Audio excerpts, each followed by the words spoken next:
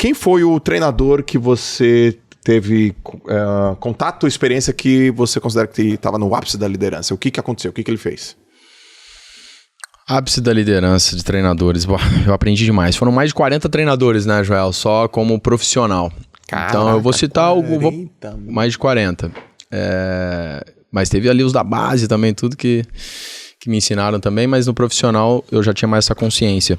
Eu vou citar alguns, vamos lá. Começando pelo Thomas Schaff, um alemão, que eu cheguei no Werder Bremen, na Alemanha, e eu chego rejeitado por um treinador holandês que eu estava no Porto, Portugal, e depois de nós perdemos um jogo, esse treinador fala pra mim: Diego, nós vamos mudar o sistema, não vai mais existir tua posição, então você não serve mais, pode ir embora.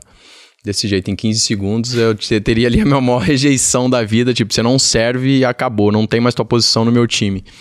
E aí eu saio, eu falei, pô, e agora? Cheio de sonho, da Europa e tudo, decido seguir em frente na Europa. Aí eu vou pra onde? Pro desconhecido que nós falamos lá no começo, Alemanha, frio, idioma que eu não entendi uma palavra, mas eu dou o passo, porque eu tenho um objetivo, então o caminho eu não sei qual vai ser. Se tem que ir pra Alemanha, eu vou pra Alemanha. Chego lá, eu encontro um líder, que é o treinador Thomas Schaff. Ele vem, e aí não entendo muito bem ainda as coisas, mas ele fala bem devagar algumas palavras em inglês, e ele monta o esquema tático com a garrafa, com uma tampinha, com um abridor, e ele vai falando, e aí você vai jogar aqui, eu conheço, eu sei as suas características, o teu talento, você precisa se aproximar um pouco mais da área, mas você é um cara que tem força, tem visão de jogo. Aí ele começa a ver, o líder vê essas coisas que às vezes nem nós estamos vendo, minha confiança estava embaixo naquele momento, e ele começa a acreditar em mim mais do que eu mesmo.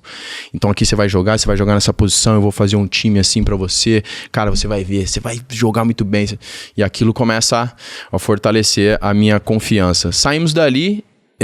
Ele pergunta no final se acredita nisso que eu te falei aqui, se acredita? Eu falei, sim, eu acredito. Ele falou, eu tô aqui e eu vou te ajudar a tudo isso a acontecer.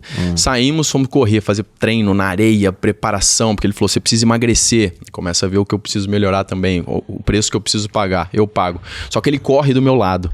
Ele vai, nós temos que correr 10 km, ele corre do meu lado, eu tenho foto disso, ele vendo meu batimento cardíaco. É esse o caminho, paga o preço, as coisas vão acontecer o tempo todo. Então ele dá uma aula para mim do que o líder é capaz, como ele transforma pessoas, que transforma ambientes, que é capaz de transformar o mundo. Por isso que é um assunto que eu sou muito apaixonado. E ele fez isso comigo. Resultado disso, foram 3 anos no Werder Bremen, melhor jogador da Alemanha 2 anos, listado entre os melhores jogadores do mundo, campeão, alguns títulos com o Werder Bremen, cobiçado pelos maiores clubes do mundo, Real Madrid, Juventus, Bayern de Munique e tantos outros clubes. Cara, 2 anos depois de um treinador falar pra mim que eu não sirvo, que você não serve mais, pode ir embora daqui. O que fez isso? Cara, foi a liderança, de quem sabe o que é ser um líder. Então ele me deu uma aula. Thomas Schaff. Além disso, o Simeone, o cara que eu apaixonado. Simeone, ele é a questão do líder apaixonado, né? Do entusiasmo. Se o líder não for apaixonado, ele não convence, ele não tem convicção. Então tem empresários, tem atletas, tem dentista, tem médicos. Alguns conseguem praticar de forma entusiasmada e apaixonada. Aí eles se destacam. Ah, mas o outro dá resultado. Sim, eu não estou falando só de um resultado medíocre. Eu estou falando de um resultado extraordinário. Eu estou falando de impactar pessoas. É isso que eu estou falando. E o Simeone, ele chega, o treino dele começo era mais curto. Então não é questão de tempo. O tempo que você fica ali trabalhando, se preparando. É a qualidade com que você faz isso.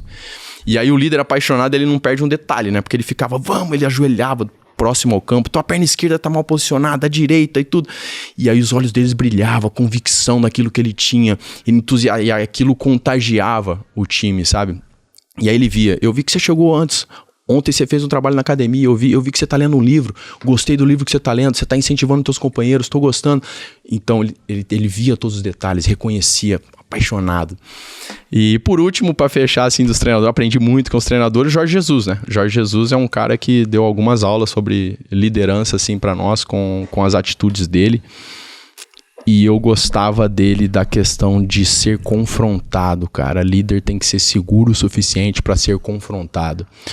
Porque não é essa questão, eu falo, eu vou impor para você e vocês têm que fazer. Não, confronto. Existe uma hierarquia, tem que se ter respeito. Mas quando o líder é autoconfiante e tem argumento pra te convencer, ele não tem problema em ser confrontado. Certo. Então ele tá na frente da equipe toda, reuniu os time, o time todo, 30 pessoas lá, ele passava um vídeo e falava, você tá posicionado errado. Só cobra criada sentada. Imagina os caras, não tô posicionado errado. Aí ele... O que estás a dizer? Ele falava, né, em português. Aí, não está. Volta lá o vídeo. Aí voltava, o rapaz do vídeo voltava o vídeo. E ele debatia com o jogador. Por que você não tá mal posicionado? Não, por causa disso, mas você falou pra mim. E ele convencia com argumentos que não. Você tava mal posicionado. Muitos treinadores que eu peguei quando você falava, você tá mal posicionado. Não estou. Você tá mal posicionado sim. Você respeita, porque você sempre assim, não pode falar com você. Você sempre retruca, você... Muitos fazem isso. E o que faz? Ele esquece que ele não tá falando só com o Diego. Ele tá falando com 30 pessoas que tá vendo ele. Sim. Quer dizer que eu não posso, então, expor o que eu penso pra esse cara. Sim. Que ele é o dono da verdade. Mas isso, no fundo, Joel, eu vejo que é uma insegurança. Pô, esse cara aqui pode me quebrar agora no debate. Vai me faltar argumento para eu convencê-lo. E o Jorge Jesus não tinha isso. Ele mantinha a tranquilidade diante do debate, diante de todas as pessoas. Ele aceitava esse confrontamento e era uma aula. Porque todos ficavam observando, e agora que ele vai falar? E agora que ele vai... Ih, é verdade, convenceu, isso. E era maravilhoso aquilo e, enfim, eu aprendi muito com esse tipo de liderança.